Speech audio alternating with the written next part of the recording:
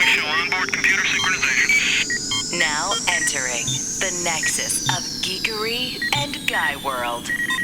In 3, 2, 1, mark. Hello, IT? Have you tried turning it off and on again? This is the Dudes in Hyperspace podcast. Presented by IJMBooks.com. Hey kids, welcome back for another exciting edition of the Dudes in Hyperspace podcast. I am your host, Ian J. Malone, joined as always by my good friends Dave Daniels, Scott Esther. Going to get to those fine folks here in just a second, but before we do, you know the drill. We're online, dudesinhyperspace.com. You can also follow us on Facebook and Twitter at the Hyperdudes. For either one, we'll get you there.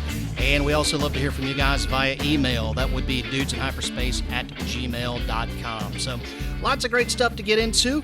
Took a peek at the Dude Mail questions for tonight, and we have got some fantastic topics. Everything from Tom Brady to the Buccaneers to Wrestlemania 36 to Justice League the Snyder Cut. Also, I will tackle the Kyle Larson story. I actually had somebody reach out to me via direct message on Twitter who wanted to put that question to me today. For those of you who are not familiar with that story, it has been a biggie in racing land. And unfortunately, not for the best of reasons either. Not for very good reasons at all, which for those of us who love that sport, it sucks. It really sucks. But anyway, going to tackle all that here shortly. But before I go any further, let me welcome in my guys. Scott and Dave, how are we doing this evening, guys? Tonight is going lovely. And I will tell you, after a few weeks of quarantine, staying at the house, the best part of this entire thing has been I no longer have to wear pants for this podcast. Welcome to the potty, pal. Scott, what's happening across town in Holly Springs, man? Oh, it's just another day here in town. Just getting through the quarantine. Just trying to figure out, how to make tomorrow just slightly different than today. Oh my God, I know. That's where the pants thing comes in. Oh, I'll have to try that, Dave. Don't know if the family will appreciate it, but Oh, join the rest of us? No one cares. Can I just say, serious note for a second, and Scott can feel me on this, probably more so than Dave. I don't know how it's going for you guys, man, but this virtual school stuff for kids, it sucks. I'm ready for this to be done dealing, man. Like, I'm over it. I'm past it. This was not meant to be education for kids of this age, man. College kids, great. Do it to it. All about it. But at this age, I got a 7th grader. Dude, this has been hell on wheels to try and facilitate this. It's been nuts. So I don't know how you guys have been doing with that, but it's been freaking hard over here. Hanging on by a string over here, I think, is the way that's going. But it's I'm not a teacher. There's a reason why I'm not a teacher. Right. My wife is not a teacher. What these folks are trying to do online with getting together, video conference calls, and you've got 6 kids don't have their mics muted and they don't know what's going on, and it's tough. I can't imagine a whole lot's getting done, but we're gonna trudge right through it and see what we can come up with. We're definitely taking that approach over here, but word of advice for teacher folks listening to this: organization is key. Just be organized, have a plan, and that will hopefully minimize the drama. But anyway, all right. Parent talk enough. We got other stuff to get to. This has been an episode I've been kind of excited to get to for a while, guys. Originally, when I had kind of imagined this particular topic, it was within the context of tailgating, because we're all sports fans. We're all nuts. We love to go to the ballpark, go to the stadium, go to the arena, and and there's so much about food culture that goes with all of those different sports. And then, take that out a whole nother step to the nth degree with different cities, different towns, different regions, different parts of the country. We've talked about this ad nauseum on the show. It's one of the things we love about college football in particular is, every town, every college town has its own culture, its own way of doing things. The way that its fans love to operate can be night and day different from, how they do it in South Bend versus Tuscaloosa versus Ann Arbor versus Southern Cal. And going and getting a chance to soak that up is always a blast as a fan. And I think food is a really good microcosm of that. Having said that, nobody's going to any stadiums and ballparks right now, but what everybody is trapped at home in quarantine, staying at home, doing the right thing just like we are. It means we're all cooking a lot of meals.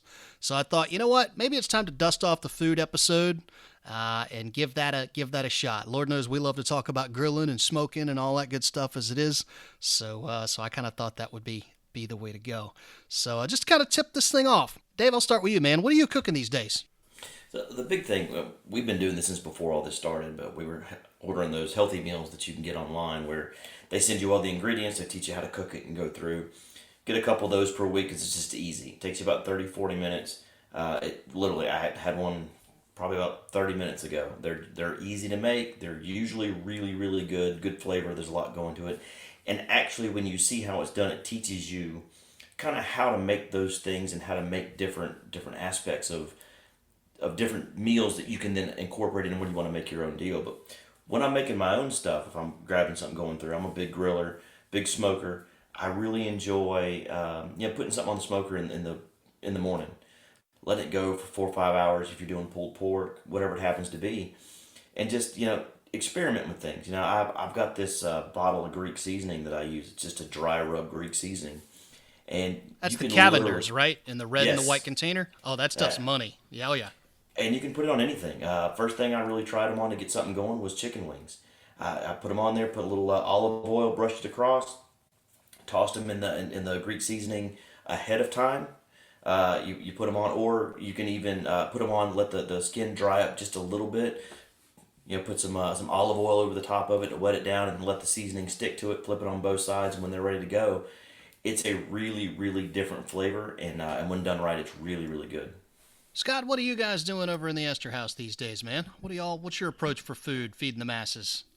Well, we've been we like to prep things because we've got before the quarantine it was a lot of getting ready for soccer practices, so we'd plan meals out way ahead of time. So we're usually trying to go to the store, buy stuff in the right amounts so that we've got everything that we need as we move forward. But I do a lot of stuff on the grill. I do a lot of stuff, use the oven a lot. I love my cast iron skillet, so there's a lot of stuff going on there. But it's a lot of it is, I wouldn't say it's homemade, but it's sort of a half-baked homemade. Take a little bit of, things that are pre-set and ready to go on a number of levels, and then add my own sort of twist to it once I get a chance to do that. Nice. Yeah, we're kind of the same way in our house. We have to do a lot of planning. I work full time and I do the writing thing. Same thing with Natalie. She works full time. We got the kid doing the virtual school thing. So, that's definitely time is of the essence. Time is a very precious commodity in our house, whether we're quarantined or whether we're not. But we're very much that. We're the planners too. Standard operating procedure for us is you get up on a Wednesday because that's typically when the deals will drop at Food Lion, Harris Teeter, wherever it is you're grilling or wherever it is you're shopping, and pick the meats. Pick what's on sale that week. So boneless, skinless chicken breast, pork chops, Boston butt, ribeye steaks, whatever may be on sale. I pick the meats. And then I will build a menu around the meats. So tonight was easy. It's Taco Tuesday, man. Particularly when ground beef is on sale, you can't go wrong with Taco Tuesday. It feeds the masses. It's fast. It's easy. And away you go. Other stuff we like to do is we're big casserole people. So you can never go wrong with that. You can prep them in advance. So let's say on a Sunday night, you prep your casserole, chicken, broccoli, cheese casserole. Throw it in the fridge with some foil over the top. And boom, when you're ready to cook, you toss it in the oven at 350 and away you go. Anything Mexican, burrito mixes are a great way to go. Anything Italian, so spaghetti sauces, that's a great way to go. All of this is stuff that you can prep in advance. And then that, makes for little turnover time during the week whenever you get ready to put it together. We're also big crock pot people. So, it was particularly for Scott and I, we're still in North Carolina, so we still got a little bit of cold weather kicking around here. I think it's supposed to get back down into the 40s tonight. So I've got a big pot of soup ready to go for tomorrow because I want to say our high's, 52, 53. So definitely warm, but still cool enough that you can enjoy a big pot of vegetable soup. And I got some venison ready to rock and roll for that. I got some seasonings laid out. Throw in veggies, throw in some fresh onion, fresh peppers, knock it out with some beans and some tomatoes, and boom, you're ready to rock and roll. So that's kind of the everyday approach for the three of us. But Dave, I'm going to kick it back to you for a second, man. Grilling. That is something that we're all three about. You talked about your chicken wings. You got a sauce preference on those? You talked about your science for grilling them with the seasoning that you like to use. But talk to me about sauces. What do you got? I mean, a lot of what I use for sauces is going to end up being just something off the shelf. Sweet Baby Ray's is always pretty good if you want to do it that way. Also, I'll do a stuff beeping in my ears as I go around. I apologize. But for sauces, part of it, Frank's Red Hot is usually pretty good. Kind of buffalo sauce going through. I'm not a big heat person. I like a little bit of spice to go with it, but it's not too much. So the flavor is what gets me. So Frank's is always really good for me when it comes, if you want that classic buffalo wing flavor. Also, just experimenting with things. If you like, chicken is the kind of thing that takes on pretty much any other flavor that you want to take. It doesn't matter what it is. It's bland enough on its own to where you need something to add that to it. As long as you don't overcook it, make it dry, it's fine. So experiment with that. Put a little, take 3 or 4 wings and toss it in something, see if you like it. Take 4 or 5, and put it in some things, and just play with it. And so I do that a lot. Sauces that I enjoy, different dry rubs that I enjoy, different things that I already like the flavor of that I use on a regular basis. Something that Ian and I got introduced to a couple years ago was some Cajun dry rub called Slappy Mama seasoning. Yes. And it is something else. It's got some good spice to it, but it's also got really good flavor. So when you sit down and you add that to it, it adds so much to your flavor profile and whatever you have going on. Scott, you're a grilling guy. What are you doing for chicken wings, man? Or are you a wings guy? I don't do a lot of wings on the grill. For me, it's chicken thighs, chicken breasts, usually sausages, hamburgers, that kind of stuff. Every once in a while, I'll do a pork loin on there. Do like to cook some fish on the grill as well. So, but I haven't really gotten into the chicken wings. Now, my question to you, Dave, though, on the wings, are you a breaded or unbreaded kind of wing guy? For me, I'm unbreaded. I don't like adding a whole lot to it. Just give me some naked wings. The skin itself, if you can get it nice and crispy at the end of it, and then add whatever you want to as you're going along, is the way to do it. I will tell you that the last time Dave was in North Carolina, he did some garlic Parmesan wings that were absolutely out of sight.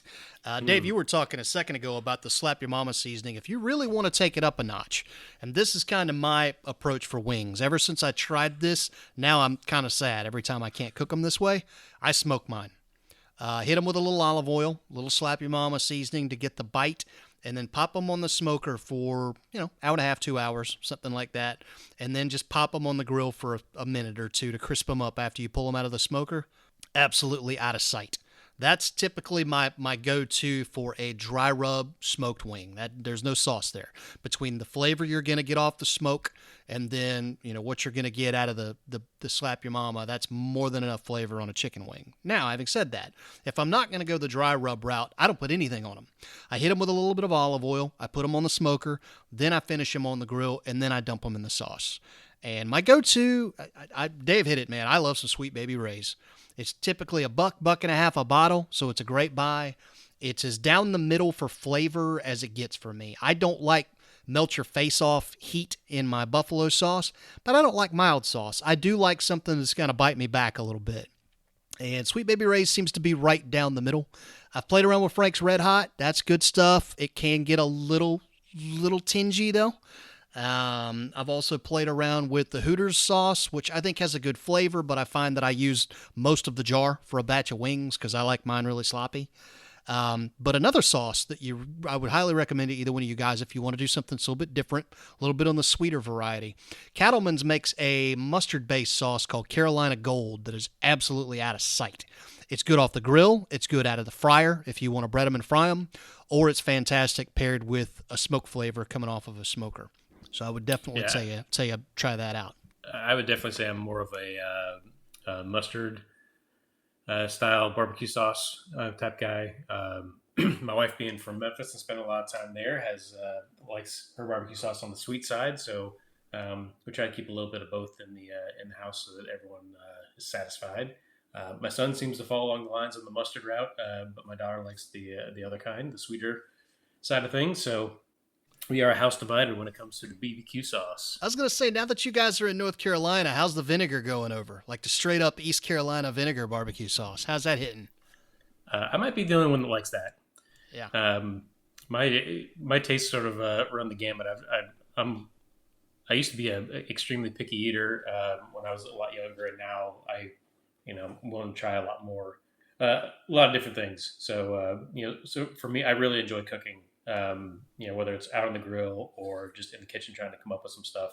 One of the best parts about the quarantine is that I do get a chance to watch a lot of videos. So everyone's sort of got their favorite celebrity chefs and those kind of things. But there's some people out there that are doing videos or tutorials on like, here's how you make like a simple dinner that should take 20 minutes, including prep and cook, and it tastes fantastic. I have really enjoyed doing that kind of stuff. So, but I do want to ask you guys, when you guys get into the kitchen, you start really cooking, do you have a certain cocktail that you like to have while you're doing your cooking? And is there certain music that you listen to in the kitchen while you're doing your cooking? Tough to go wrong with beer for the grill, particularly when it's hot outside.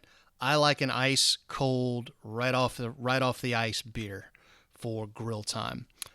I can do a good bourbon or something like that, but typically when I get into the spirits end of things, I'd like to sit down and pay attention to what I'm doing. Unless I'm just doing something generic like a bourbon and Coke or something like that, then I can do that pretty much anywhere, anytime. But for me, cooking, particularly when I'm out by a grill and it's hot weather, man, I'm an ice cold beer guy. Dave, what do you say?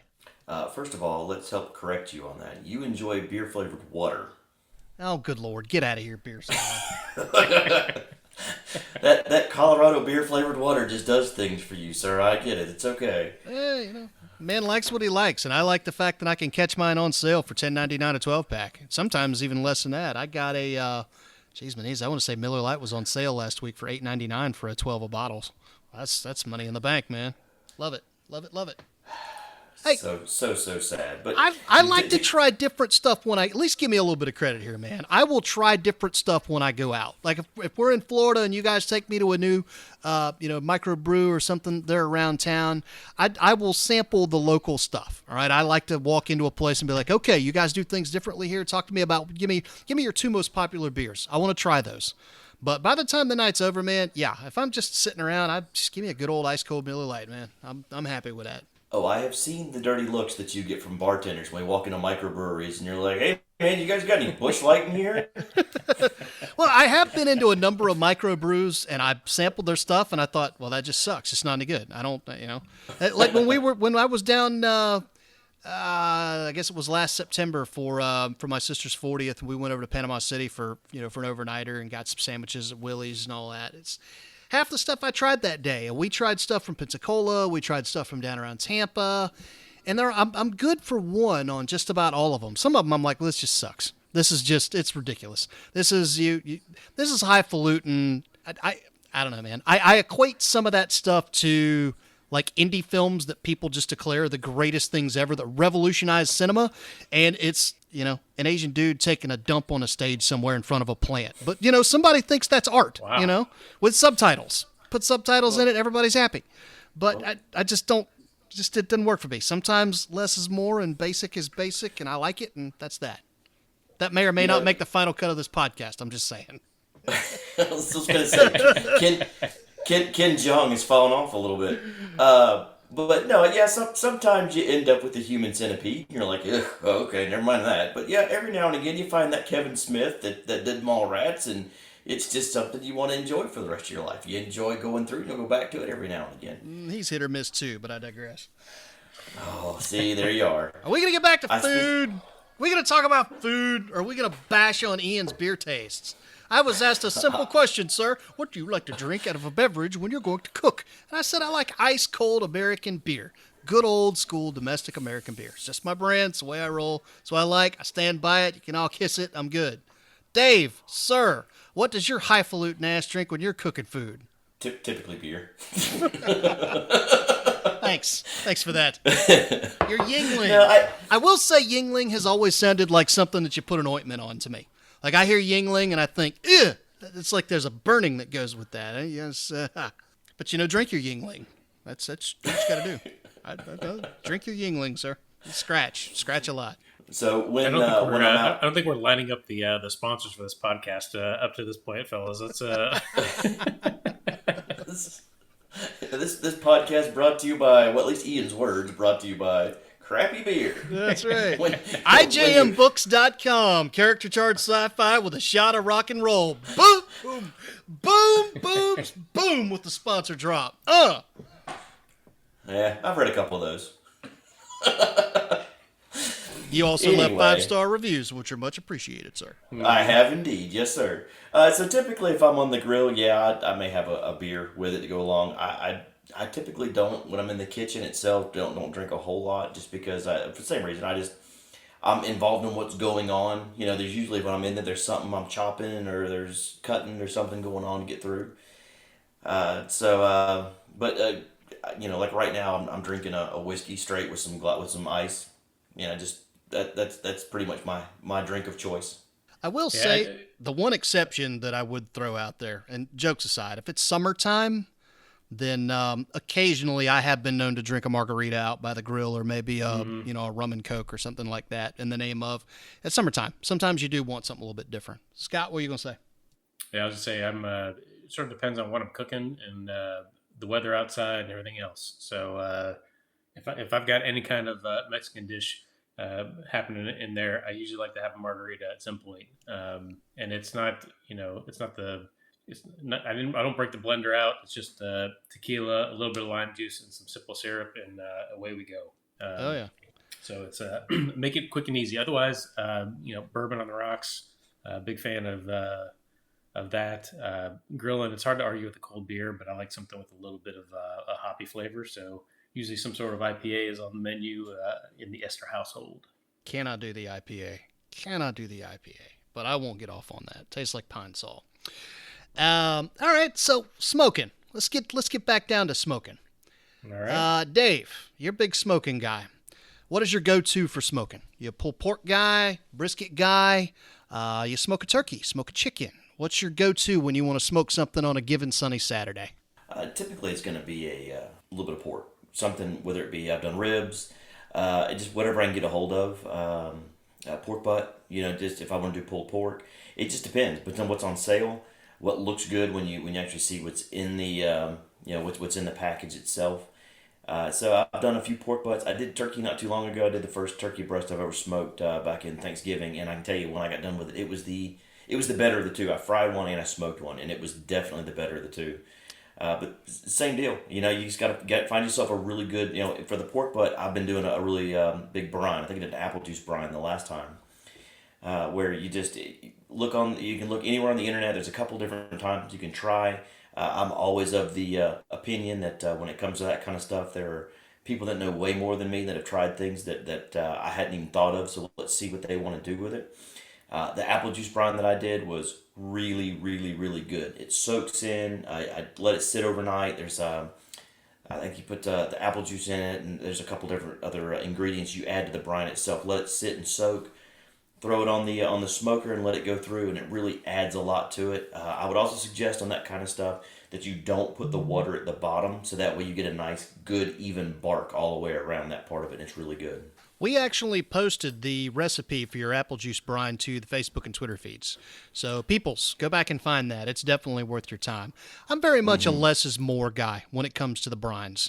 I've played around with throwing a whole bunch of different crap in the brine, everything from garlic to different kinds of fruits and rosemaries and thymes and all that good stuff. And I still find that less is more for me. So my go-to brine is a 1-1-1 mixture. 1 cup of salt, 1 cup of sugar, 1 gallon of water. And I put it on the stove, bring it to a boil long enough to be able to dissolve everything into the water, turn it off, slide it back to the back, and let it get room temperature. And then I put my Boston butt into another pot, pour the brine over top of it, put the lid on it, and in the fridge it goes. And typically it's going to sit there for anywhere from 12 to 18 hours to a day and a half. And then I pull it out and dry it off as best I can. And then I used to use mustard as kind of my glue, but I've gotten into just using olive oil. That seems to serve the same purpose, which is just to hold your rub onto the meat. And again, simple as the way I go, man. And I'm a big fan of a rub called Butt Rub. You can find it at pretty much any supermarket. Walmart carries it. I like the spice mixture of that. It does everything I want it to do in pulled pork barbecue. So butt rub is kind of my go-to for Boston butt. I'm also a big fan of the McCormick stuff for poultry and for steaks and burgers. They do a great job. Everybody in my house loves it. And I figure, again, why reinvent the wheel? I could sit around and play around with, I knew a guy who was huge into exercise. He watched everything he ate, and that included the things that he seasoned his meat with. So when it came time to season for Mexican, he made his own mixtures of cumin and red pepper and paprika and all that. He had his own Greek seasoning. He had his own, you name it, Italian seasonings, and he mixed all that stuff himself. But it took him freaking years to perfect the different balance of the spices to be able to come up with the rubs that he liked. Ain't nobody got time for that. To borrow a line from a family member. Give me what's there. If it's good and it works, I roll with it. So, Scott, you do the smoking thing? I have not had a smoker. Well, I take it back. I did have one. I didn't use it nearly as much as I would have liked, mainly because I was living in Florida at the time, and it never felt cool enough outside to really, go through the whole process of smoking and doing that kind of stuff. It is something that I plan to get here in the short term. Yeah. Now, that being said, I have an older brother who would cook fairly regularly for all of us in the family to have us over for Sunday or a Saturday dinner, and he spent a lot of time around the smoker. So ribs and turkey and chicken and you name it, he's put it on the smoker. Barbecued beans, put in the smoker all day long. If they're cooked right with bacon and everything else, are just fantastic. Oh, talk about a go-to, man. And I'd totally recommend this. One of the reasons why I love to make Boston butt around here, or barbecue in general, even when there's nobody here, but just me, Natalie, and the kid. I will make an 8-9 pound Boston butt. Pull it out, shred it up. We'll eat on it for a couple of days. But then I'll separate that up into 2, sometimes even 3 quart-size freezer bags of pork. And then you just pull it out whenever you want. If you want barbecue, it's in the freezer. You just pull out a bag and thaw it, and away you go. It's great as a standalone. I don't feel like cooking. I need a meat. We'll have some barbecue. Or you can thaw it out, and you want to talk about punching up some baked beans. Get you a little smoked barbecue and throw that in there as your side meat. A little bit of diced onion, a little bit of minced garlic. Man, you're rolling at a grill out. So, Dave. Yes. Have we lost Dave? We have not lost Dave. Dave is still there. We have not lost Dave. Dave is here. Dave's not here, man. Talk to me about your, it's like there are people under the age of 30 who are going to have no clue what that reference is, and that's just the sad state of America today. But Cheech and Chong, look it up. Talk to me about your ribs. I've seen that on social media that you are a rib guy in the smoker. How does that work? You a rub guy? Do you rely on your sauce more for that? What do you do for your ribs? For the smoker itself, I'm always going to be about a rub. I just think that when you put the sauce on there, it sits on it. It just doesn't, for me, you can put the sauce on afterwards, but I really like to have what's in there sit on the meat because it adds so much flavor into it itself. So for anything I put in the smoker, I'm more of a dry rub person. And I've even gotten that way on the grill a little bit too. It's always nice to put a little barbecue sauce on something. There's so much sugar in that though, and that's part of what it is. That's the appeal. But there's so much sugar in that, it's just not as good as it could be, healthy wise. Which sometimes when you get to a certain age, you always have to look out for that kind of deal. So I try to do dry rub more than anything else. It's just really you put them in. I separate them out so that you don't have to worry about cutting them later on down the road. Separate them out. You can get the dry rub or whatever you put on all the way around the meat at the beginning. And I don't really soak them in anything. I just kind of let them do their thing. I know people do a different version of that where they boil the ribs ahead of time and then they put them in, or they wrap them in tinfoil at some point. And I hear that's all good, and I've had them that way before, and they are good. But the way that I do it, set it in, let it go. This is going to be the kind of one where you're going to want to put the water underneath, so that way it doesn't create as hard of a crust on the outside of those ribs, and there's just not as much meat going through. And it usually turns out really, really tender and really good. You got a rub preference that you prefer? And again, it's down to just what you want it to taste like. Sometimes I'll go online and just look for something that's specific. Depending on what kind of flavors you want to add to it. Usually just a little bit of salt and pepper or do really well with it. I'm a big fan of both those other seasonings we mentioned before. They add a lot of flavor to it, and it's just an interesting flavor profile to go with everything. Ribs are usually pretty good. You don't have to add a whole lot of flavor to them, because they taste really good on their own. All right, fair enough.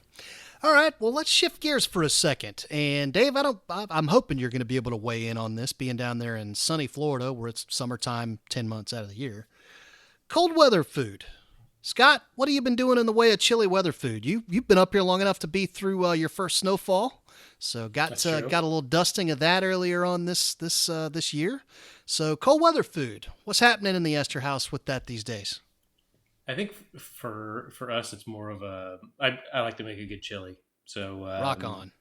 Talk to me about your chili recipe. I'm not going to let you walk away from that. Red chili beans, and I usually just cook it on the stove, or I can do it in a crock pot. Either way, just depending on the amount of time. But I use a ground Italian sausage. So I don't use beef or anything like that, and I haven't gotten into to making a pork chili, but use ground Italian sausage, and it all goes in there with the a little bit of water, not a whole lot of like barbecue sauce or ketchup or anything else. So I usually like to use whole tomatoes or canned tomatoes, that type of thing, with the beans. I don't put pasta in my chili, although I know that is a thing. Different kind of chili. Different kind of chili. But I don't put pasta in the chili. Now, growing up, my mom used to put pasta in the chili because we were from the Cincinnati area. So there you go. Skyline chili. Yeah, love it. That is an actual thing. Love it, and it's not bad. I'm not dogging it. It's more of a. It's just a. If you're from the area, you get it. If you've never had Skyline chili, you probably look at it and go, "What the hell is that stuff sitting on top of my pasta?" But chili for me is Italian sausage and red chili beans, cumin flavor. I like a lot of that in my chili, and I don't mind spicing it up a little bit. So red pepper flakes can go in there too. Just got to be mindful of who is going to be tasting the chili. So a lot of that stuff I usually add towards the back end for my own sake. And don't forget the cornbread. Oh yeah, man! Heck yeah! I will throw down on some Cincinnati chili. The first time my wife spent some time living in Cincinnati for a good few year stretch, and so she really acquired a taste for Skyline and Gold Star and all of that. So when we were dating, actually, one of the first times I had her over to my apartment to cook, I called a good friend of mine who's from Cincinnati, and his wife has a really smoking awesome recipe for it. I said I need it, so she sent it to me. And I just took a shot in the dark. I had never made anything even close to that, but I measured everything out, ground down the meat so it was really good and fine, because that's like the trick to Cincinnati chili. It can't be hearty beef. You've got to grind it down. And then added all the seasonings and simmered it down for about 45 minutes to an hour. And by the time Natalie got there and got on it, man, it was spot on. And we did the full 4-way thing where you do the pasta and the cheese and the beans and all of that over the top. And I want to say I even had some oyster crackers to throw on it. And it was, love Cincinnati chili. Not all the time. It is an acquired taste, I know, but I do enjoy it. As far as the standalone chili recipe, man, I'm ridiculously easy for chili, but it works, and everybody in my house eats the crap out of it. For me, the trick is in the beans. Bush's makes a special line of chili beans called Chili Magic, and they have a completely different flavor than just standalone Bush's chili beans. And I do a huge pot of it because we got the 7-quart crock pot, and so I'll do 4 cans of that, and then I do 4 cans of mild Rotel with the tomatoes with the green chilies in them. I'll dice up a big Vidalia onion really fine, throw that in there, and then I do 2 pounds of beef, and typically it's going to be 2 pounds of meat, and it's typically a sausage like yours, Italian ground sausage. And then I will either do a pound of ground venison or a really lean ground beef, like a 93% ground beef. Brown all that up, dump it in the crock with all the other stuff, put the lid on it, stir it up, put the lid on it, and just let it sit for about 4 hours.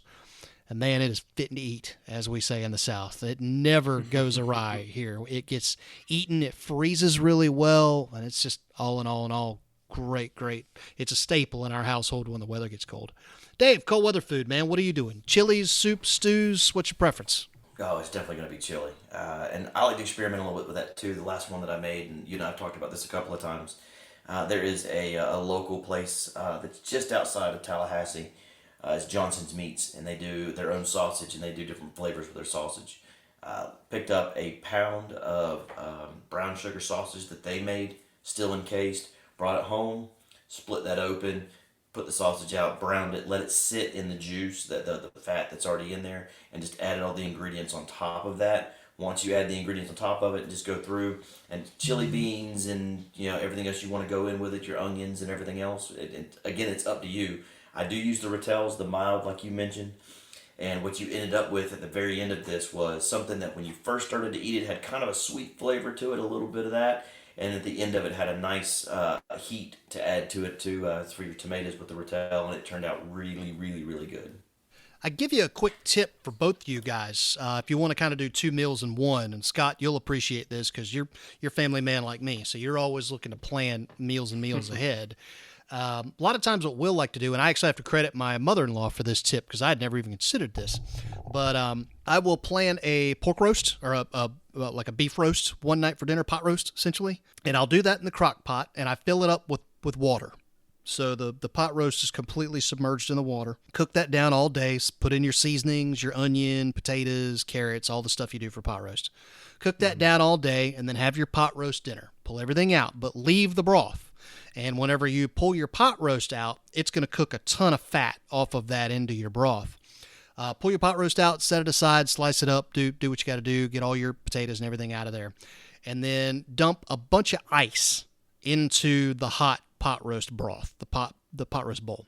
What that's going to do is it's going to cool off the broth, and it's going to bring all of that excess fat that cooked down from the roast into the broth up to the surface. So you just pick yourself a spoon out, skim it out, and now you've got a really, really flavorful beef broth there to work with that you can turn right around and knock out a smoking awesome vegetable beef soup.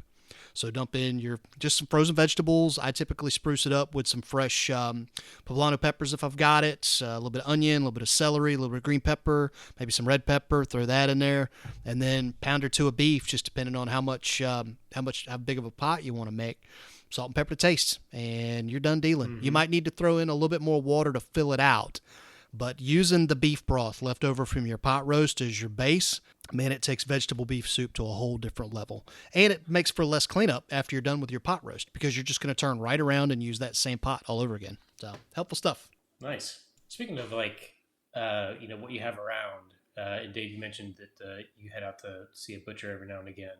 In this quarantine time, what are you guys doing for groceries? How are you guys getting food? Are you guys heading to stores? I know they're essential businesses, and there's obviously precautions and things that people are taking with face masks and gloves and all that kind of stuff. But are you guys doing the order online and pick up? Or are you guys heading to the stores? Are you doing having somebody shop for you and having it delivered to the house? What's going on for you guys these days? I can tell you on our end of it that we typically one day a week make a list of everything that we need, and we'll just go right when the store opens. You go in, Publix here has got it set up really nice to where they kind of remind everybody going through, don't stand closer than 6 feet. They've got the aisles set up almost like Disney where you can only go one way, coming back and forth.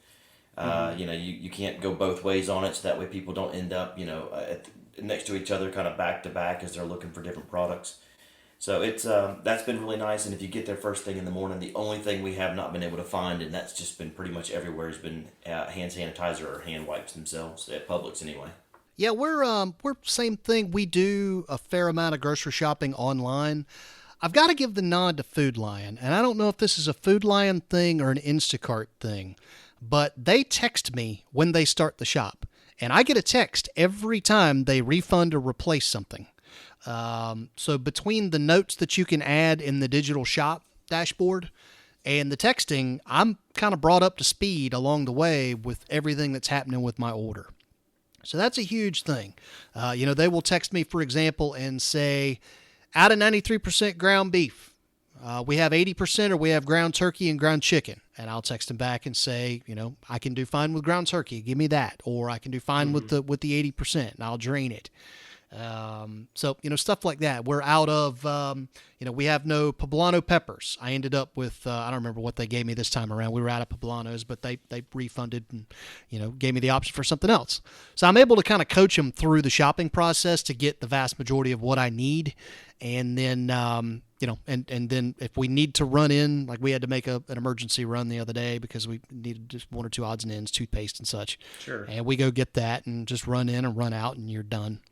That's kind of the way we're doing it. How about you guys? What are you doing? Yeah, a little combination of everything. So we've been doing the order online, whether we've used Walmart, we've used Harris Teeter, we've used Lowe's Foods around here in the Carolina area. We've used the Shipped and had people do the shopping for us. I could see where if you were doing the Shipped route or Instacart, it's a lot more convenient when things are in stock and you don't have to worry about like, hey, I just put all the stuff on my list and I know it's going to be there. It's a little bit tedious when in these days when things may not always be fully stocked. We realize. So I think we've done more online order, pick it up as we go, and then if we have to run inside for something, we kind of figure that out. All right, fair enough. All right, last question on the food stuff as we kind of start to draw this down to a close. I think we've given some folks plenty of stuff to be able to work with while they're hanging out around the house. But let's have a little dream time, if you will. Summertime's rolling around. That means parties. That means grill outs. Hopefully, all of this crap will be lifted. We'll start to loosen up. People can start to hang out again. You're having a grill out at your house. Summertime, sunny day, 85 degrees, back patio, music rolling. Talk to me about your ideal setup. Dave, I'll give you first dibs on this, man. What's your go-to meal? What are you cooking? What you got in the cooler? All right? Maybe even give me a little bit of throwdown on what you're listening to on the box. What does the party scene look like at Dave Daniels' house for a grill out on a Saturday afternoon when everything's normal? So the biggest thing I want to get there is something that I think everybody's going to enjoy. I'll probably kick out with the chicken wings. We will make some baked beans to go along with that. And, pretty much, yeah, because everyone's so eclectic on what they like to drink. Kind of bring your own. I'll provide a little bit of what I drink. Typically, it's going to be Yingling. If it's going to be that type of a deal where it's warm outside and everybody gets a chance to hang out. So try to do that end of it. If I can do pulled pork, it's going to be an early thing. You start with that earlier in the day. Just depends. Finish that off in the crock pot, which is the best way for me. It's the best way to finish off your pulled pork. Listing, oh man, it just depends. I'm a big, I do Amazon Prime, and so they have a new thing on there called My Soundtrack. And it's a little bit of everything that you have chosen to listen to, that you've searched for over the last little bit, and it'll just continue to play a good bit of the type of stuff that you've searched for and looked for over your time with them. So, I've rolled from old school rock into hip hop, into country, into, pretty much a little bit of everything. Whether it be Pink Floyd, newer country, a little bit of older country, that kind of stuff. So I just everybody enjoying themselves going through. Scott, how about you, man? What does the ideal party at the Esther house look like? Give me food, give me drink, give me tunes. What's happening on that patio? I will second Dave's notion on the tunes. Big Amazon Music guy right now, so different radio stations that I've been listening to, different artists, a little bit of the I like a good classic rock. My wife and I like Dave Matthews, so there's going to be Dave Matthews on the phone, on the playing, probably some Tom Petty, just good old rockin' music. That's pretty much it. As far as the food and drinks are concerned, a lot of cold beer. We've gotten into the seltzers, the spiked seltzers as well. So there'll probably be some of those in the cooler. Bourbon will be available for those folks that want to do bourbon as the sun starts to go down and the cooler summer nights start to roll in. But as far as most of it's going to be on the grill, so I like a good burgers and brats kind of day. Chop up the onions, chop up the green peppers, make sure that they're you can get those on the grill too for the brats. Boy. I usually like to, when I'm cooking for the family, put cheese on the burgers, on the grill, and that kind of stuff. If you're cooking for a large group of people, that just gets too messy. Yep, agreed. So burger temps are all the same. Cheeses are available with the lettuce and tomato and onions and all the other condiments. You can choose your own cheese. It won't be melted on the burger, but you at least get your choice of flavor there. So, real quick on your brats. Tell me about your brats, man. What's the process for those? You got to soak them in beer. All right. You got a beer preference? Usually what I like to drink. So, or if somebody has left a very light beer that probably won't make it into my mouth directly. Go ahead and say it. Go ahead and say it. Just say it. You want to. Say it, Scott. Say it. It is Ian brand beer. Let's just call There it you that. go. Hey. That's it. I would like to interlude for a second, as long as I'm going to get as long as both of you guys are going to come kick me in the jimmy over this. I would like to point out, however, that for the longest time, I drank and was known for drinking Coors Light beer. And that was because of the man right down here at the bottom of my little screen that I'm looking at here on the list of our three names, and that would be Brother Esther. He's like, I don't know what it is, man. I always liked Coors Light. And I found out when I started drinking Coors Light that the cans for the Silver Bullet cans are slightly taller than your average domestic, but they're smaller in circumference. And why that is awesome is because when you go to a NASCAR track, they will let you take in a 6-pack cooler of whatever you want. And I found out that not only could I get 6 Silver Bullets into a cooler, like my compatriots, but I could get 9 into my cooler because they were smaller around. So Coors Light gets a vote at the racetrack because of Scott. Thank you, sir. Well, I don't know if I would take credit for your beer choices. I have evolved. I didn't get the Bud Lights and the Busch Lights and the Miller Lights and all that kind of stuff. Everyone drank that in college and all that kind of stuff. And I, always like to be a little bit different. So I went for the Coors Light. Nobody drank Coors Light. And a little bit of a nod to my dad. He used to drink a lot too, but anytime that you can sneak 3 more beers in, that's reason enough to man, when you're talking about $8 a beer at the concession stand, that's $24 right definitely. there, man. Definitely. All right, so Malone House, summertime grilling. I am also I'm a kebab guy, actually. If I'm going to pick one kind of go-to meal to be able to do, I've had a lot of compliments on my kebabs. I can do them with steak or I can do them with chicken. Typically, I prefer chicken. I'll buy some boneless, skinless chicken breasts, or if tenders are on sale, I'll just go ahead and buy those, cut them up in nice little sized chunks, bite-sized chunks. I marinate them in Italian dressing, typically, and then I will season them with either the McCormick's poultry seasoning, McCormick's chicken seasoning, or just if I want to keep it simple, lemon pepper. I always keep a jar of that in my cupboard because it's great with chicken. So pull out my chicken, dump that strain it off, obviously, out of the Italian dressing, dump it into a bowl, hit it with my seasoning, and then I dice up peppers, onions. If I want to get crazy with it, I can throw some pineapple in there. And the thing that makes all food better, bacon. And then you just start making your kebabs, and you'll throw on a pepper. And the great thing about peppers is they kind of cup up from the bottom, so you can slide your chicken straight down on top of it. Put start your strip of bacon, and then throw on another pepper, another piece of onion, another piece of chicken. Flip your bacon over, and then you just kind of weave the bacon through the kebab until you get to the end of it, and then you start your next kebab. Throw those on the grill. Hit them with a little olive oil. That way you kind of crisp up your peppers and onions a little bit.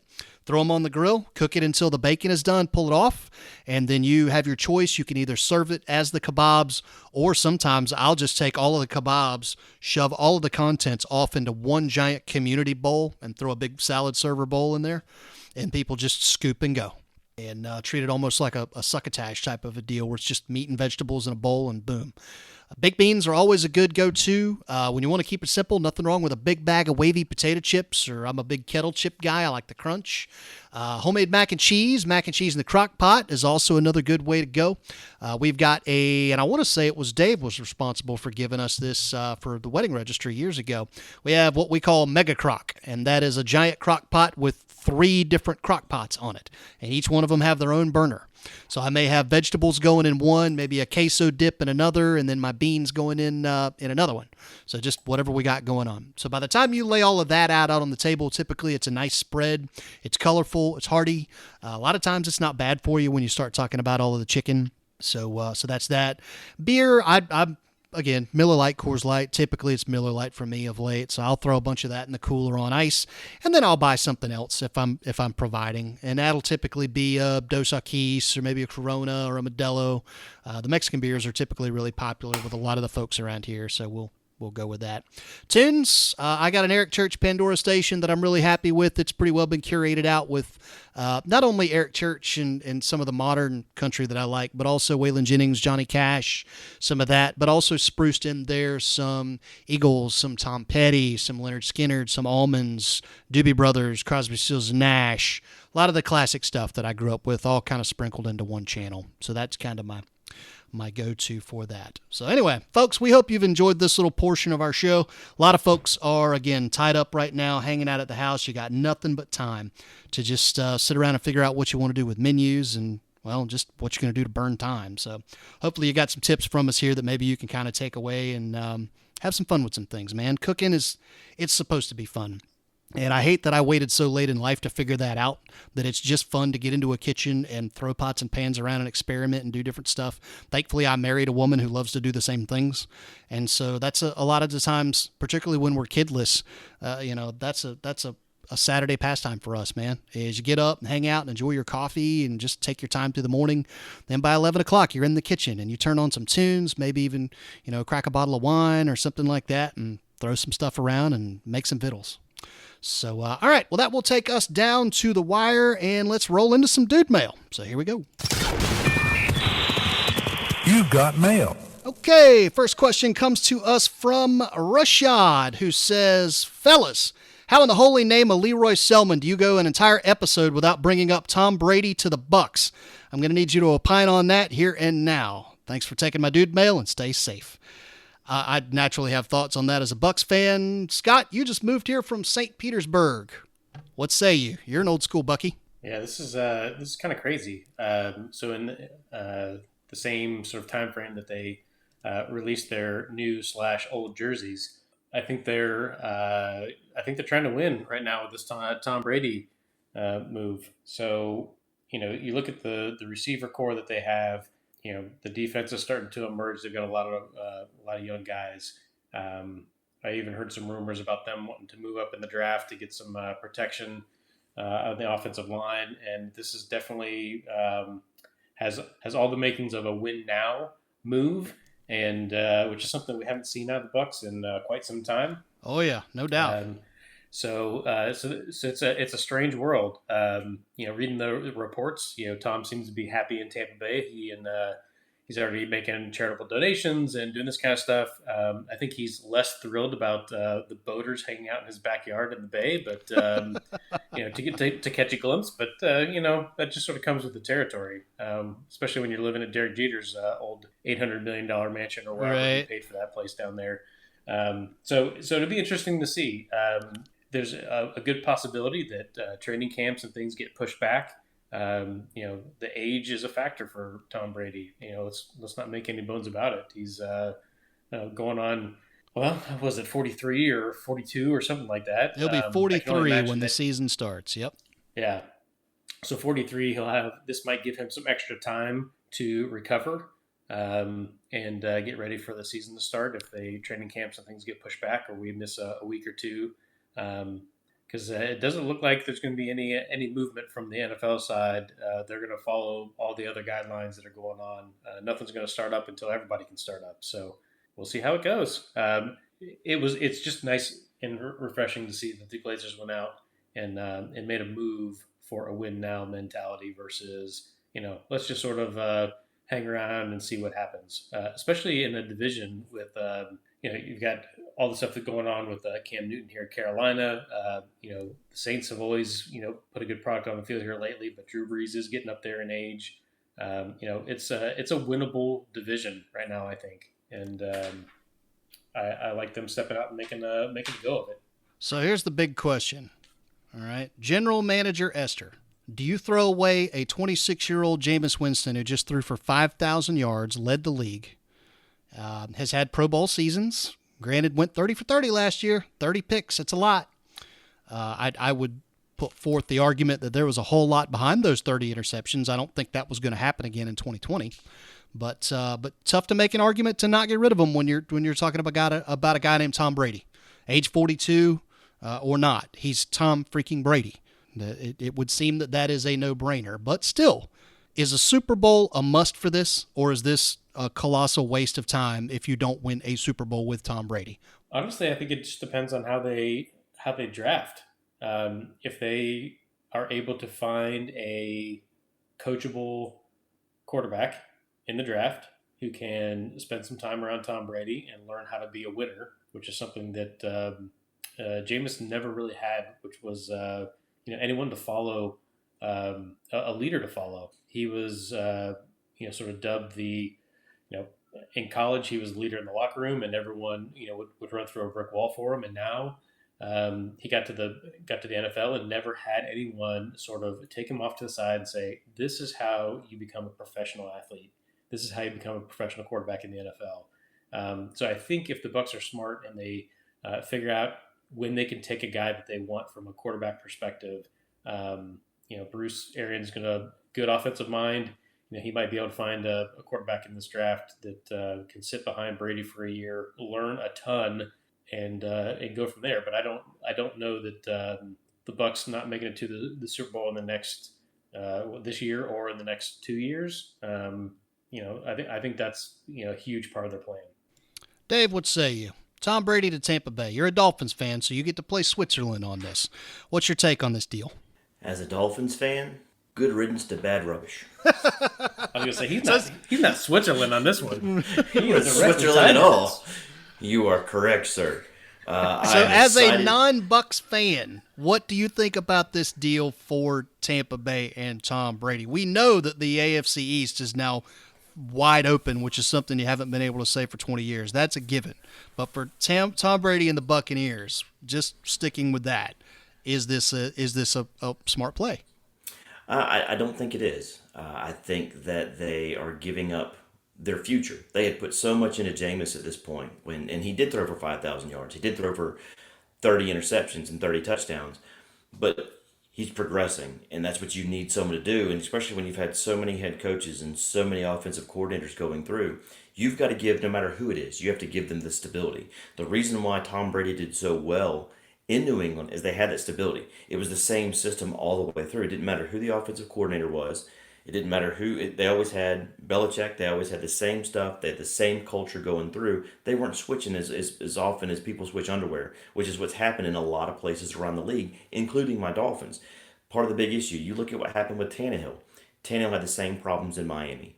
He goes down there. He's got all these different coordinators, different head coaches, can't quite get a hold of this, can't quite get a hold of that.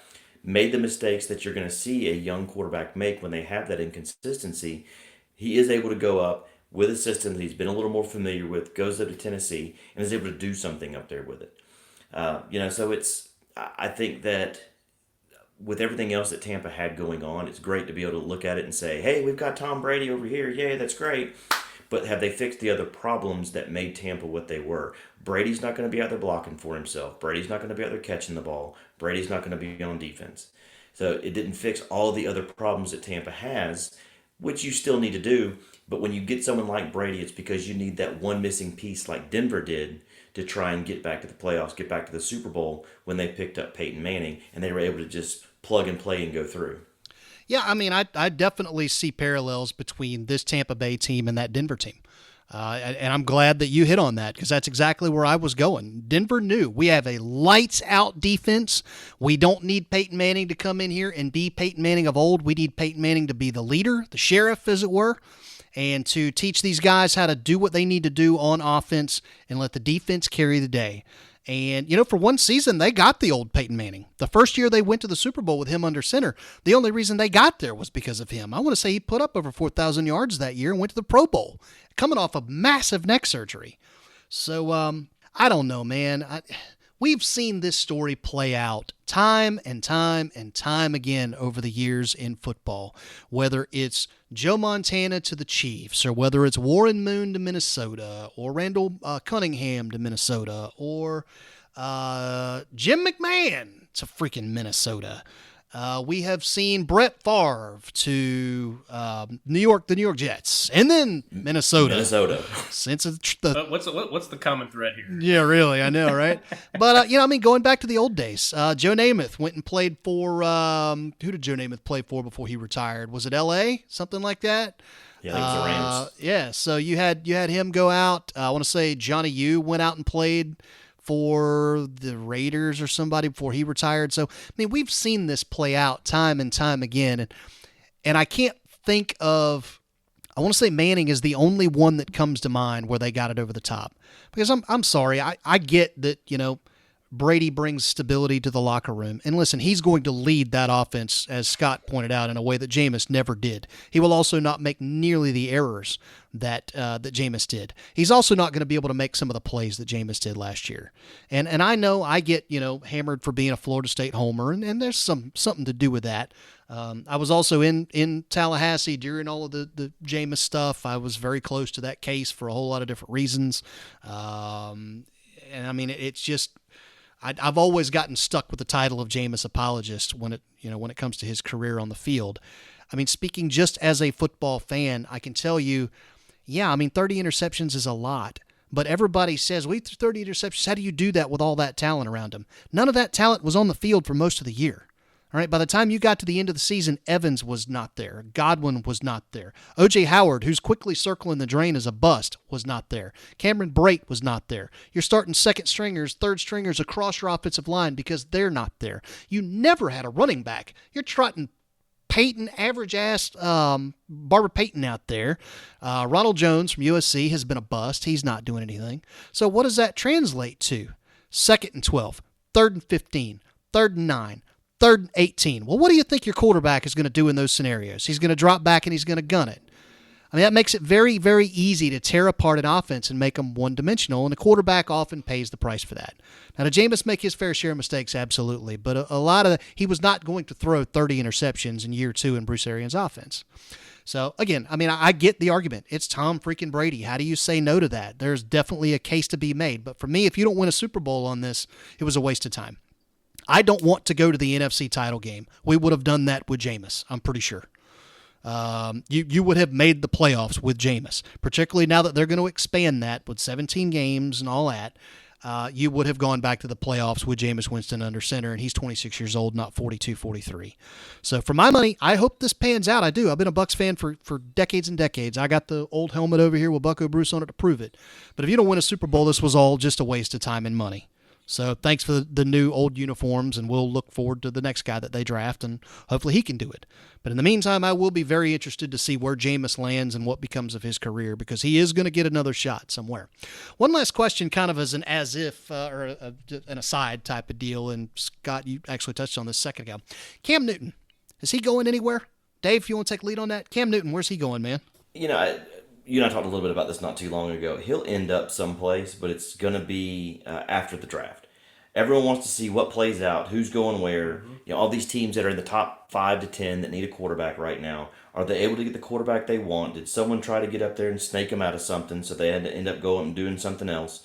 So right now, everything's pretty much on hold for them. Cam will have a job. Cam is too much of a physical specimen, no matter the injuries, to not have a job someplace. He's got too much of a pedigree not to have a job someplace. He'll end up where, I don't know. He may end up as a backup someplace along the way, just to try and get himself back in and show that he still got a little bit of what he had. But he will end up someplace going through. Scott, Cam Newton, what's the word? No, I think Dave hit it right on the head. I'm right there with him.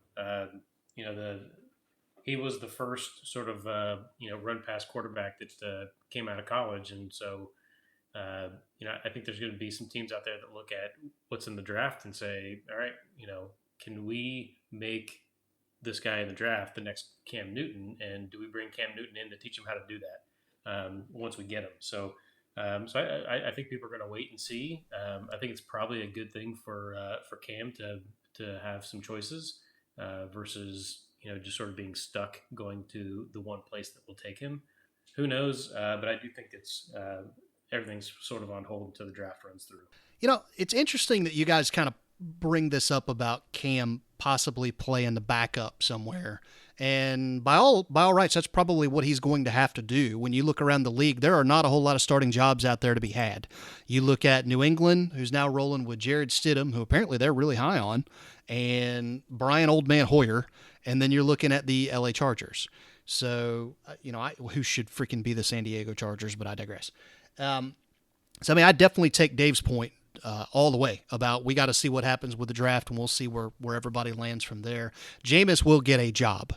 With Cam, I honestly don't know if Cam will be back, and here's why I say that. His game is a shell of what it was.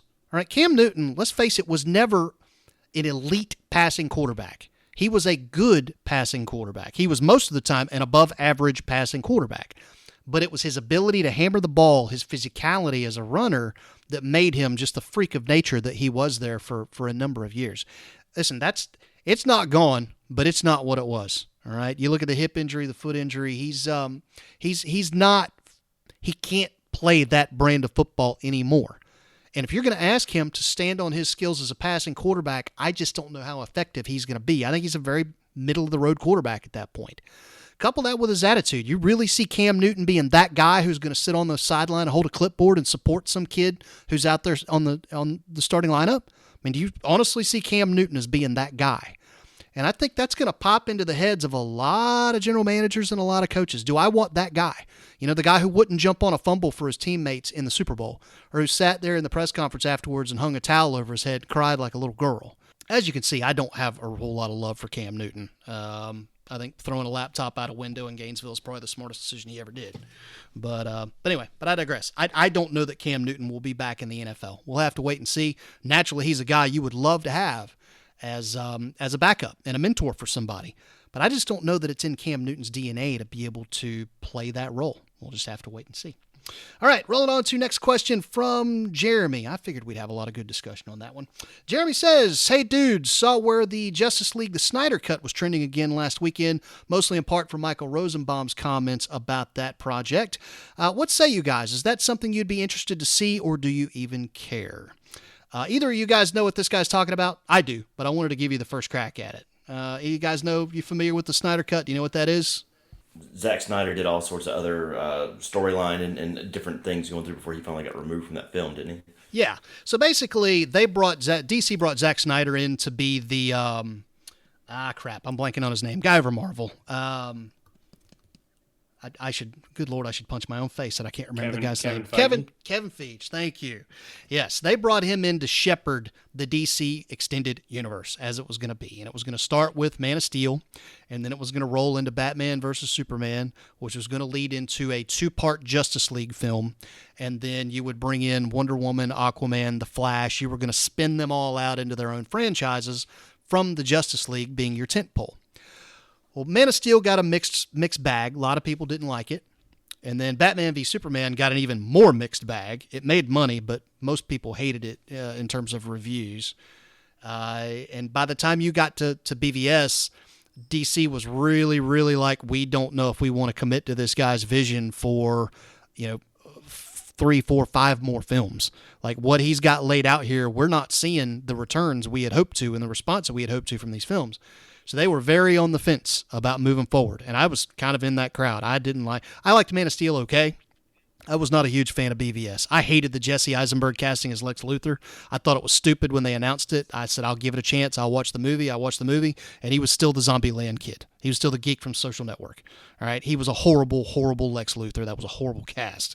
I did not mind Ben Affleck at all as Batman. I thought he was a better Bruce Wayne than he was a Batman. I actually really liked Henry Cavill a lot. Jason Momoa was a great cast as Aquaman. Cyborg Kid was pretty cool. I really liked Gal Gadot as Wonder Woman. So, I mean, there were some parts there that I liked, but story for story, it didn't bowl me over.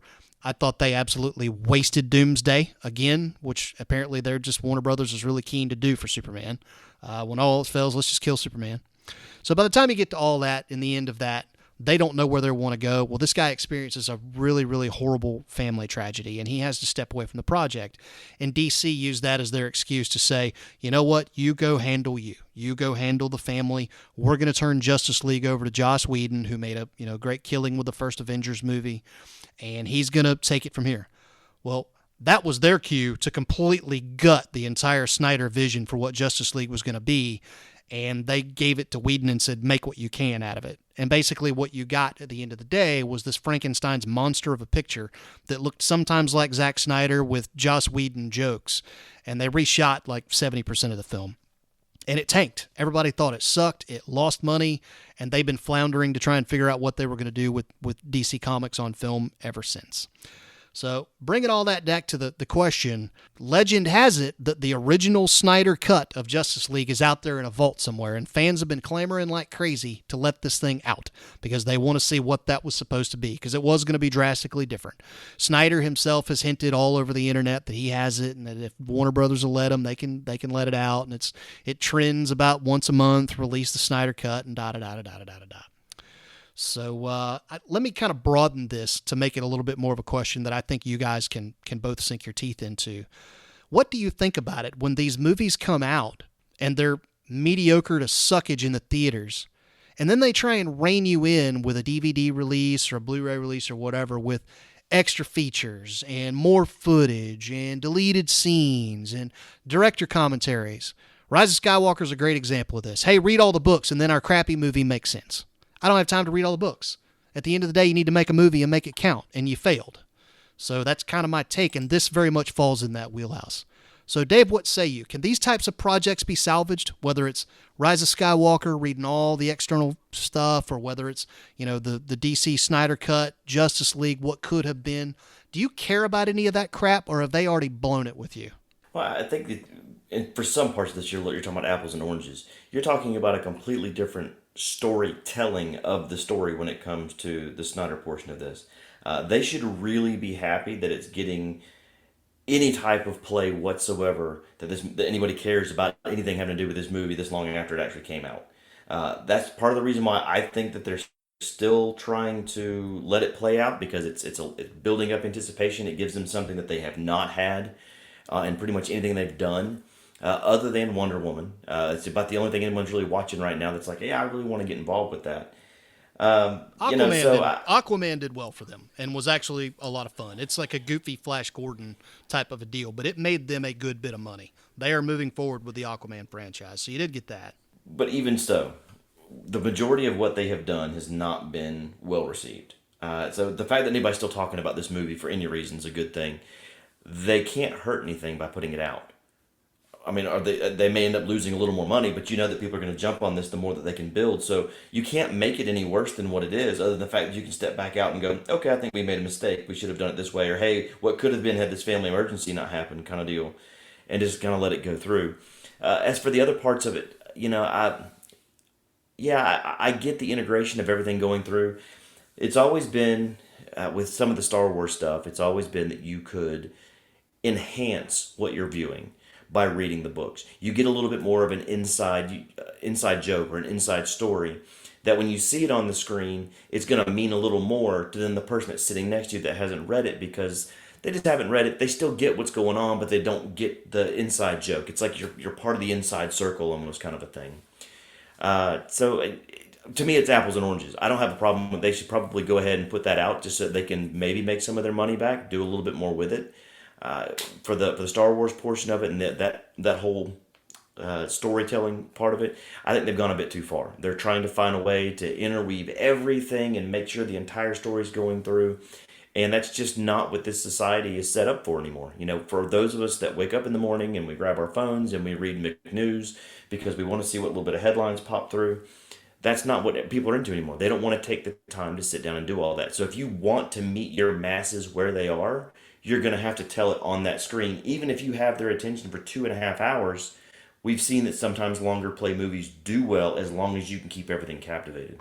Scott, do you care when people do this kinds of stuff, or have you already checked out at the theater? I think too many times when you start to serve too many masters, you don't actually do justice for any of them.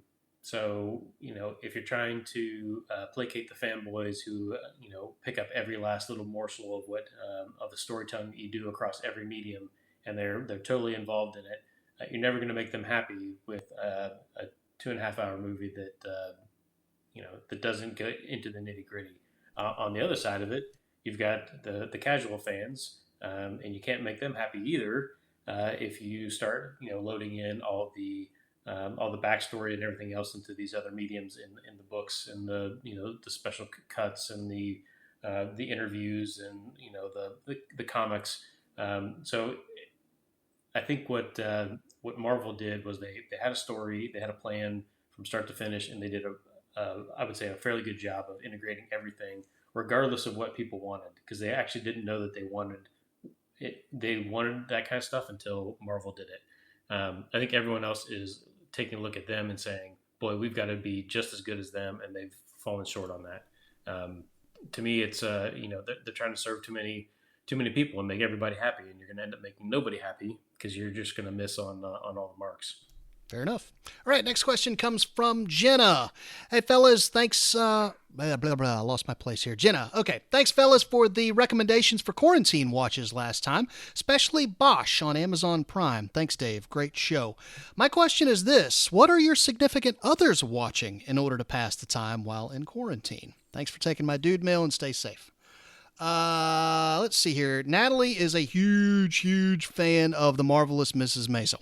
That is probably her go-to. We watch Frasier and a couple of other things together, but that of late has probably been her go-to show above all is Maisel. She's already burned through both seasons, I think, twice already, and a lot of times when I go downstairs, if she just has something on in the background while she's working, that'll typically be her go-to. So, Dave, how about the missus and your end of things? What's she watching these days? Right now, she's a big news junkie for different reasons. Has always been. So typically, there's something going along those lines. We watched Easter Sunday. We watched a movie I had never seen, a really old movie called Easter Parade, like 1950s. Judy Garland, something or other. For that part of it, I mean, we've really been getting into a lot of the reruns, whether it be The Office, whether it be the little things that you can do, like you said, to have on in the background. We've gone through Maisel. I enjoyed Maisel a lot.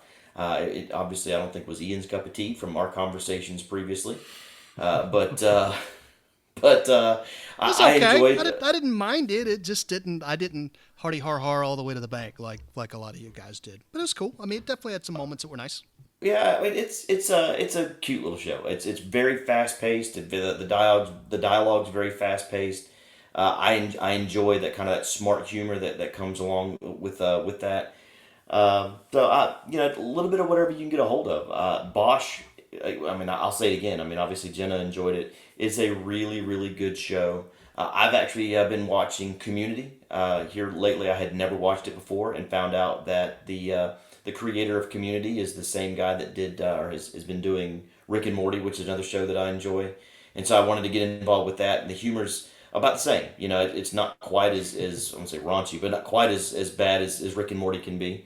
But I've about burned all the way through that and looking for my next thing to get into. Scott, what's the missus watching? American Idol has been a thing that has come up quite a bit. And actually going back to the beginning of American Idol here in America with some of the winners and sharing those clips on YouTube with our kids. Because they're going through and looking at today's stars who are like, oh my gosh, they were on American Idol or they won it. The Carrie Underwoods of the world, the Kelly Clarksons, the Phil Phillips. You sort of go down the list, and they've been getting into those lately. There actually hasn't been a whole lot of TV streaming for us, but our nights we try to fill with some other activities. We actually picked up a game of Scrabble the other night, so a little bit of everything going on in our house right now. Nice. All right, next question comes to us from Mark. Hey, fellas, in light of your interview last fall with Raj Giri of WrestlingInc.com, was wondering if you guys got a chance to check out Wrestlemania this year. Very, very different kind of show. I'm particularly interested to catch your thoughts on the Boneyard and Firefly Funhouse matches. Dave, did you get a chance? I know you didn't actually get to sit down and watch WrestleMania, but we've had about a week since then. Did you get a chance to go back and check any of that out? There was a lot of this stuff that was pretty novel for a lot of different reasons. I tried watching some of it, and it's so weird to watch wrestling without an audience. Yes. It's just strange. It is so driven by what's going on around it. It makes it unwatchable. I mean, should they have done WrestleMania or should they have held off just for that reason alone? I think they probably should have held off. Okay. I know that it's a specific, they do one every year, but Vince has a long history of running pay-per-views or continuing pay-per-views when he probably should not have. I think he looks way more at the bottom line than he does almost anything else if you look at his history in the business. And unfortunately, trying to watch some of it and go through it just as an old school, I couldn't do it. No. Scott, I know you're not much of a wrestling guy. Did you want to weigh in on this, or are you going to pass? I watched clips of it afterwards. I didn't watch it live. More so for the sense of what a live event looks like without any fans in the stands. Because it's a possibility that we're going to look at baseball that way, or even football this fall. Live matches, live games being played without fans, and what does that look like? What is the television production? What do they bring to it? Are they going to pipe in crowd noise? All those types of things. And boy, it was strange. And I think it gave people across the live event and the sports world a lot to think about as they make decisions about how they move forward here when things start to come out of this quarantine mode and get back into a place where we can actually have some of these events take place. So it'll be interesting to see. Yep, I did watch it. We got the 30-day free trial of WWE Network, so we could go back and watch that. I will say, as an aside on that, good grief, if you're a wrestling fan, like old school wrestling fan, WWE Network is probably the greatest $10 you'll ever spend in your life. I mean, they have got everything on there, from documentaries to all the old matches. It is all there for you to do. So I just wrapped up a short story not too long ago for an anthology that's going to be coming out over the summer. And typically I give myself a week or so off when I'm done with major projects and stuff. And I just agree that I'm not going to get into the office today. I'm going to sit here on the couch, enjoy my coffee, enjoy my day, and I'm going to watch whatever is on the box, and I'm going to do nothing. And that particular Saturday before WrestleMania, it was all documentaries all day long. Great stuff. As far as WrestleMania goes, yeah, I mean, listen, I take the point that these guys were trying to put out, which was, listen, we're the only game in town. We have an opportunity to put on a show here and give people a much-needed diversion at a time when everybody needs it. And I think we can all agree that that's the truth. Having live sports not on TV has definitely been an odd thing. And I know we all have other things that we need to go out and do, spend more time with the family, work on projects around the house. There's only so much of that you can do before you finally just want to be able to sit down and watch a game. And so WWE saw the opportunity to give people that. NASCAR has been trying to do that with iRacing, and that's a whole nother discussion for a whole nother day. I'm going to get off my lawn, guys, so you can probably draw your 2 cents on where I stand on that.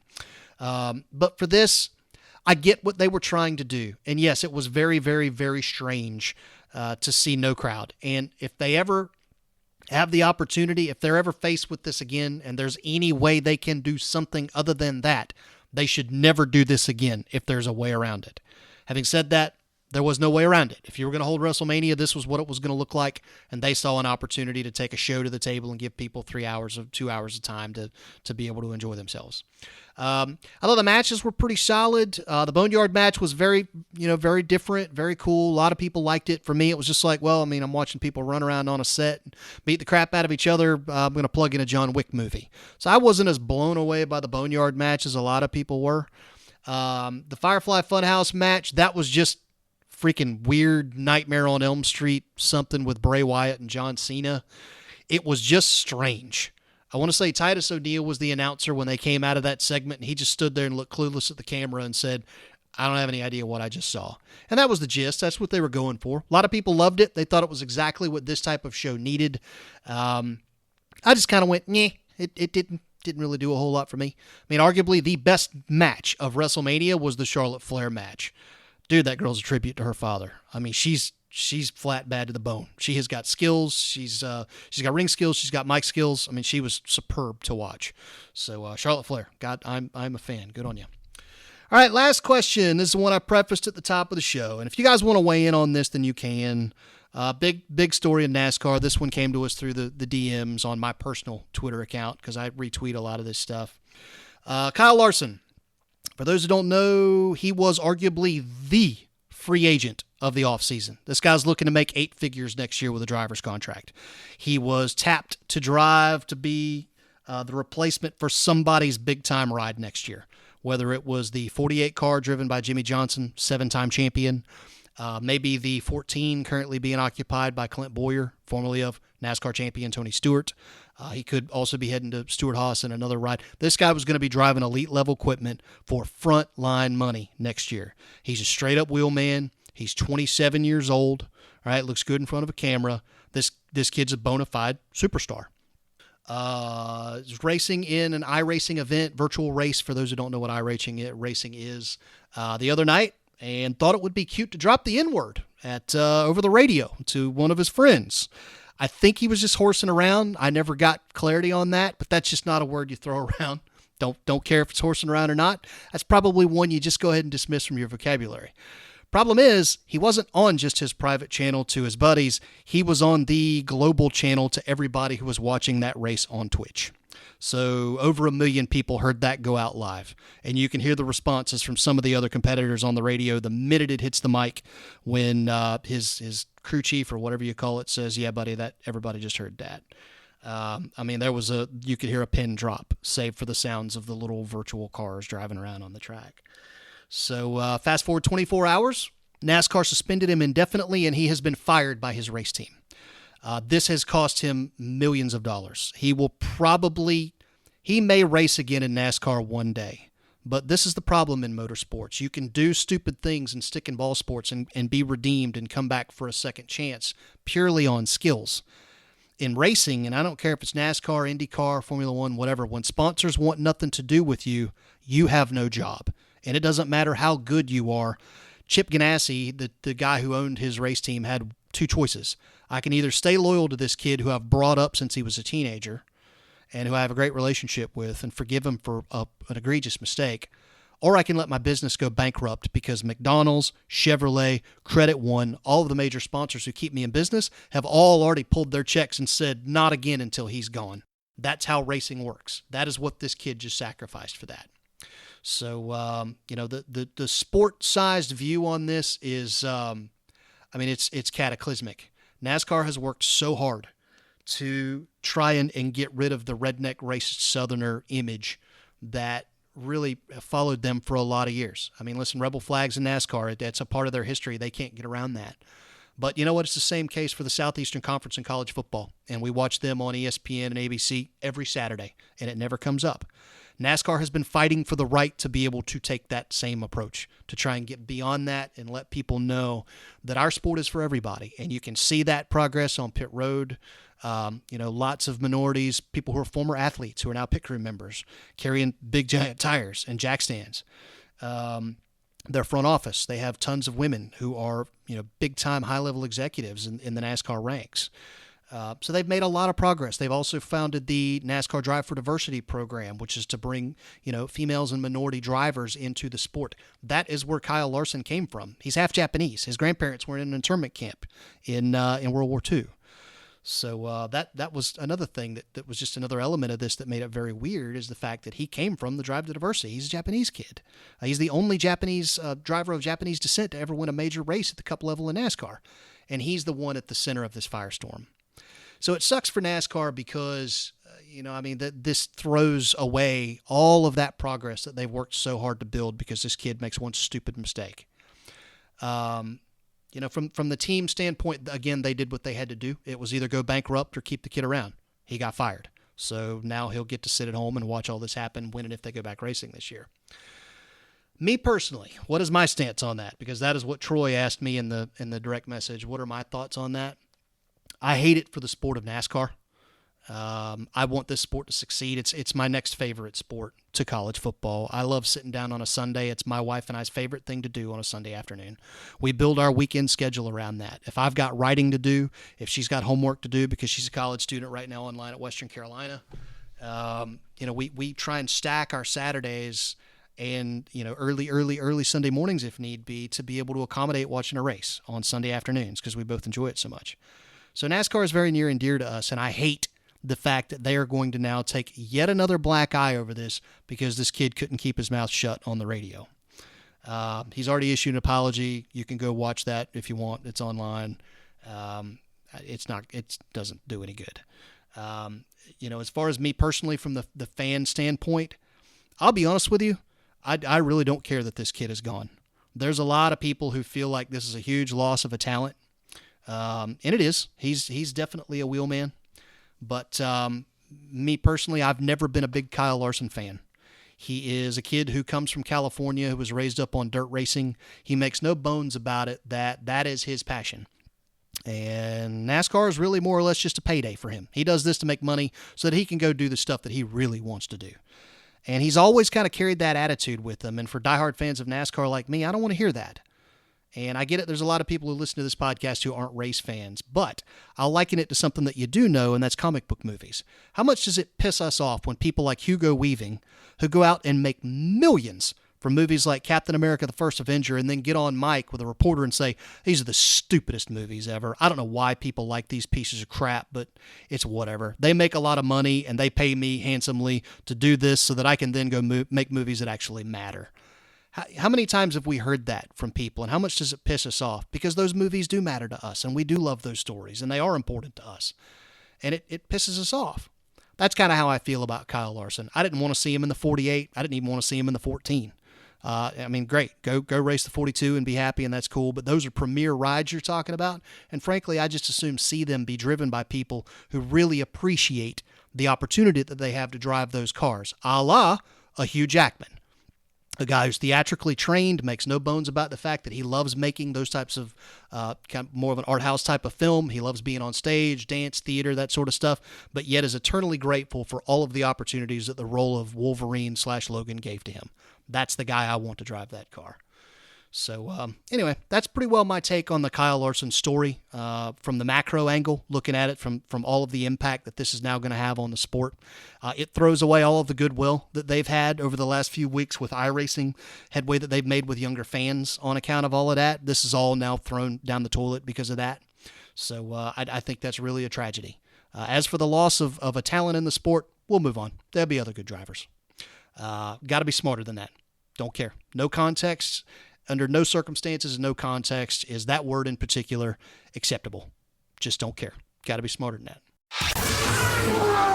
White flag. White flag, as everybody knows, is that segment where we talk about the things we're looking forward to here in the next couple of weeks. Can be geek stuff, can be guy stuff, can be sports stuff, can be whatever we want. It's just whatever we're looking forward to. White flag, into the segment, into the show, into the race. You get the drill. Scott, we'll start with you, man. What's on the docket? What's on your radar coming up here in the next couple of weeks? I just picked up a book from the library, Malcolm Gladwell, Talking to Strangers, so I'm looking forward to reading through that. I hear that there's a thing called the Tiger King that everyone is watching, and I should probably pick that up, especially since one of the yes, there is. Was probably like you guys mock me for drinking 45 minutes domestic from where we beer, live. and yet you're gonna you gotta watch the Tiger King.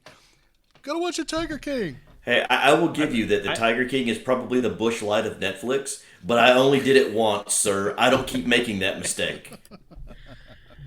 So I'll see if I can make my way all the way through that.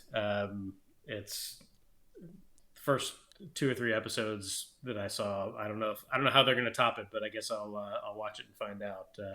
They do, sir. They top it just fine. Oh, awesome. So I'm looking forward to that. Other than that, it's really just trying to get through day by day here.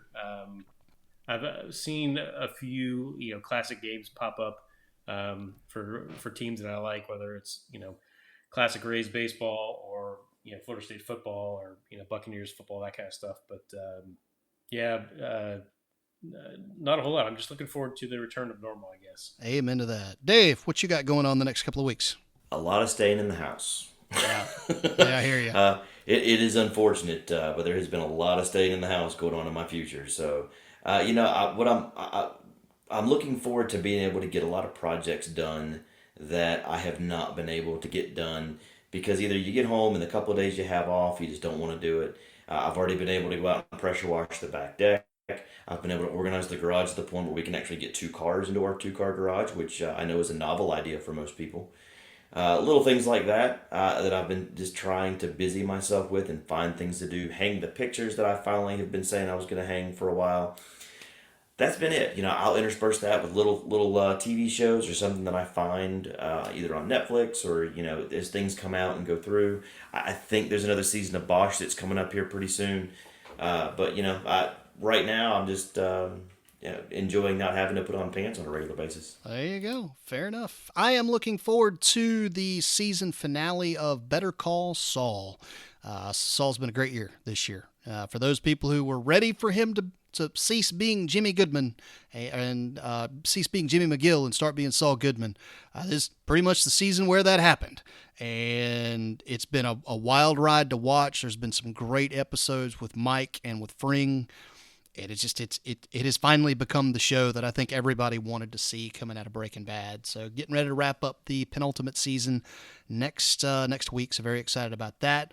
Also excited for a little thing called the NFL Draft. Speaking of things where they're going to do live events with no fans, no fanfare, all of that, they're going to do that with the draft this year. I would imagine this will probably be a lot more conducive to that type of environment. Still going to be strange, but probably a bit more conducive to that. The draft is always a fun time, for those of us who grew up as draftniks. It's a blast. It's the one time when you have all fans of all teams all watching one event with a vested interest. And I miss the days when, frankly, everybody got together at the sports bar and watched it. And you had the Jets fans over here at the front table acting stupid, and the Vikings fans were over here, and the Bucs fans were over here. And that one guy who's the Bears fan is over here. And it was a blast. It was a lot of fun. We're going to watch it at home this year, and that's fine.